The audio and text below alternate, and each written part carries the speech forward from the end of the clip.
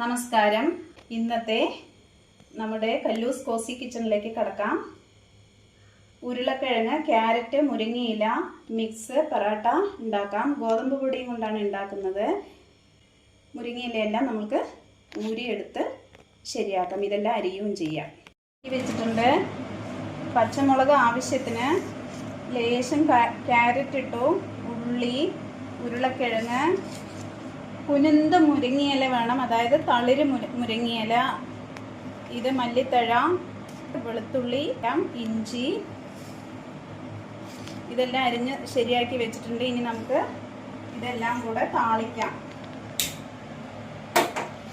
ഇതാ ചീനച്ചട്ടി അടുപ്പിൽ വെച്ചു.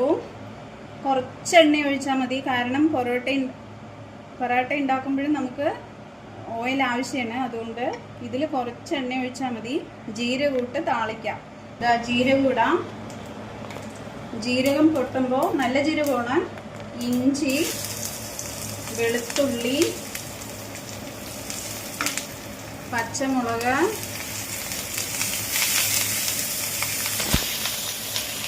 ഇടുമ്പോൾ നേരെ തെറിക്കാതെ നോക്കണം, അതിൻ്റെ കുരുവ് പൊട്ടും. ഇനി ഉള്ളി ഇട്ട് കൊടുക്കാം.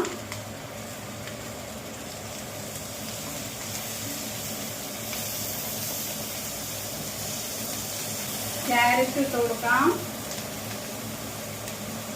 അധികം വഴണ്ടൊന്നും വേണ്ട. ഒരു പച്ചമണം മാറുന്നത് വരെ ഇത് ഇളക്കി കൊടുത്ത ശേഷം ഉരുളക്കിഴങ്ങ് ഇട്ട് കൊടുക്കാം. ഉരുളക്കിഴങ്ങ് നമ്മൾ കുക്കറിലിട്ടിട്ട് നല്ലോണം വേവിച്ചെടുത്തതാണ്. അത് ഉടച്ച് കയറ്റി വെക്കണം. തളിര് മുരിങ്ങയിലാണ്, അതും ഇട്ട് കൊടുക്കാം. മല്ലിത്തഴം ലാസ്റ്റ് ഇട്ട് കൊടുത്താൽ മതി. പാകത്തിന് ഉപ്പിട്ട് കൊടുക്കാം. കുറച്ച് മഞ്ഞൾപ്പൊടി, കുറച്ച് ജീരകപ്പൊടി, കുറച്ച് കുരുമുളക് പൊടി.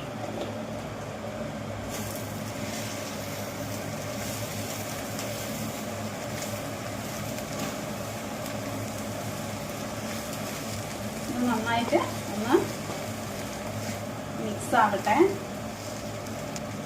ഉരുളക്കിഴങ്ങ് നല്ലപോലെ ഉടച്ചെടുക്കണം, വെള്ളമില്ലാതെ. കുക്കറിലിട്ട് വേവിക്കണേ. ഇന്നത്തെ ഗ്യാസിൻ്റെ ക്ഷാമത്തിനെല്ലാം നമുക്ക് ലാഭമാണ് കുക്കറിലിട്ട് വേവിക്കുമ്പോൾ.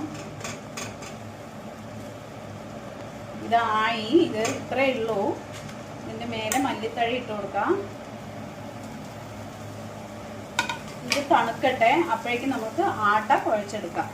നമുക്ക് വെജിറ്റബിൾ മിക്സ് തണുക്കുമ്പോഴേക്ക് ഇത് ആട്ട കുഴച്ചെടുക്കാം. കുറച്ച് ആവശ്യത്തിന് ഉപ്പിട്ടിട്ട് നമുക്ക് കുഴച്ചെടുക്കാം. ഒരുപാട് ലൂസിൽ കുഴയ്ക്കാൻ പാടില്ല. മസാല നിറയ്ക്കുമ്പോൾ അത് പൊട്ടിപ്പോവും. ഇതായിട്ടുണ്ട്.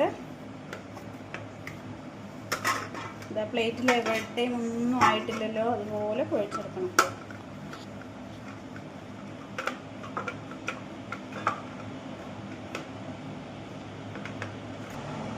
നമുക്ക് ഉണ്ടാക്കാൻ തുടങ്ങാം. പൊറോട്ട എല്ലാം ശരിയായിട്ടുണ്ട്. തവ വെച്ച് ചൂടാവട്ടെ. അപ്പോഴേക്ക് നമുക്ക് പരത്തിയെടുക്കാം. നമുക്ക് ഗോതമ്പ് പൊടി തന്നെ മുക്കി പരത്താം.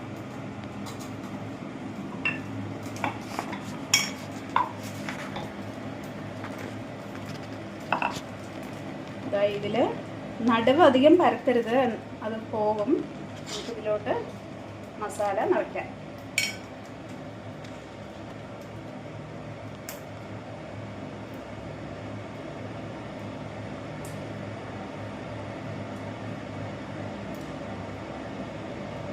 ഇതിൽ നല്ല പൊടിയിൽ മുക്കിയിട്ട് വേണം പരത്തണമെങ്കിൽ, അല്ലെങ്കിൽ അത് പൊട്ടിപ്പോവും. പതുക്കെ അമർത്താതെ സോഫ്റ്റായിട്ട് പരത്താം.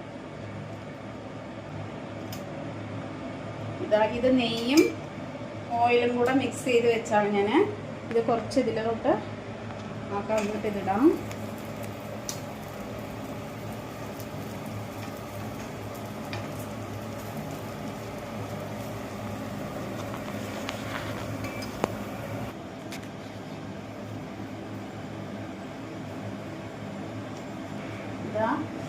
ഇതാവുമ്പോഴേക്ക് ഒരു സൈഡ് നമുക്ക് ആവണേ ഉള്ളൂ. അപ്പോഴേക്ക് ഇതും കൂടെ പരത്തിയെടുക്കാം.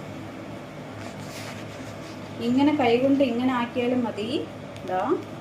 നടുവ് നൈസാക്കാൻ പാടില്ല, അത് ഈ മസാല നിറച്ചത് വെളിയിൽ ചാടും.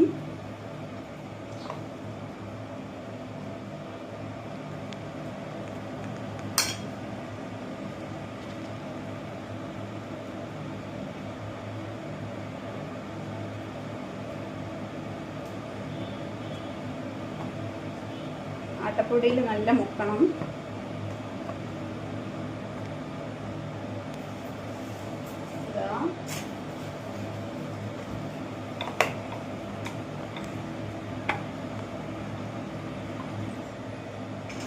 ഇതൊരു ഭാഗം കുറച്ചായിട്ടുണ്ട്.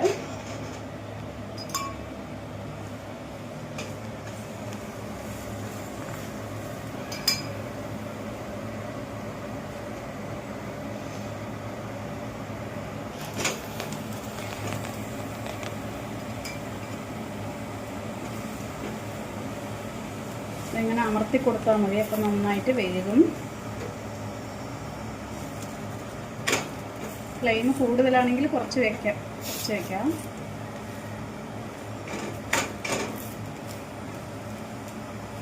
ഇതാ ഒരു കളർ ചേഞ്ച് വരും, അപ്പോഴാണ് ഇതാവുന്നത്. ചൂടുണ്ടാവും.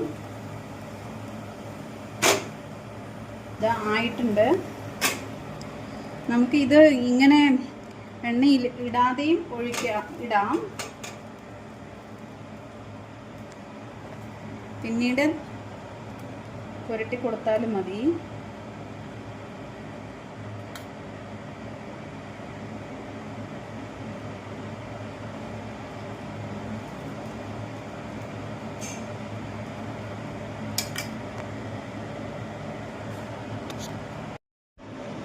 ഇതാ ലാസ്റ്റ് ഒരെണ്ണം കൂടെ ഇട്ടാൽ എല്ലാം ഉണ്ടാക്കി കഴിഞ്ഞു. നെയ്യ് മാത്രം ഉപയോഗിക്കാം, അത് നമ്മുടെ ഇഷ്ടം.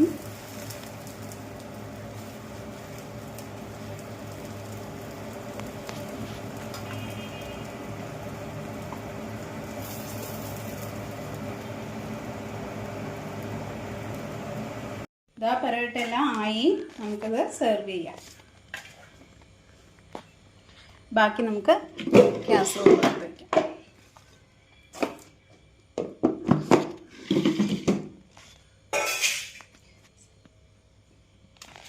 ഇതാ ഞാൻ സലാഡ് ഉണ്ടാക്കിയിട്ടുണ്ട്.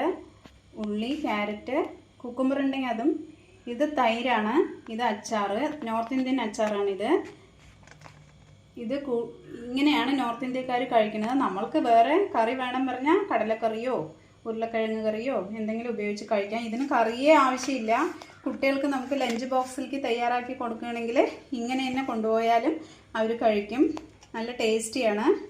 ക്യാരറ്റ്, ഉരുളക്കിഴങ്ങ്, ഉള്ളി, മല്ലിത്തഴ, മുരിങ്ങയില, പച്ചമുളക്, ഇഞ്ചി, വെളുത്തുള്ളി ഇതെല്ലാം ഇട്ട് താളിച്ച് ആട്ട പരത്തി അതിൻ്റെ ഉള്ളിൽ നിറച്ച് തവയിൽ ചൂടാക്കിയ പൊറോട്ടയാണിത്.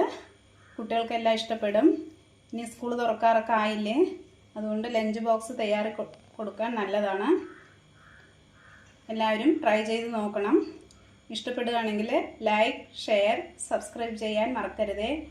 ഇനി അടുത്ത റെസിപ്പിയുമായി കാണാം. അതുവരേക്കും നന്ദി.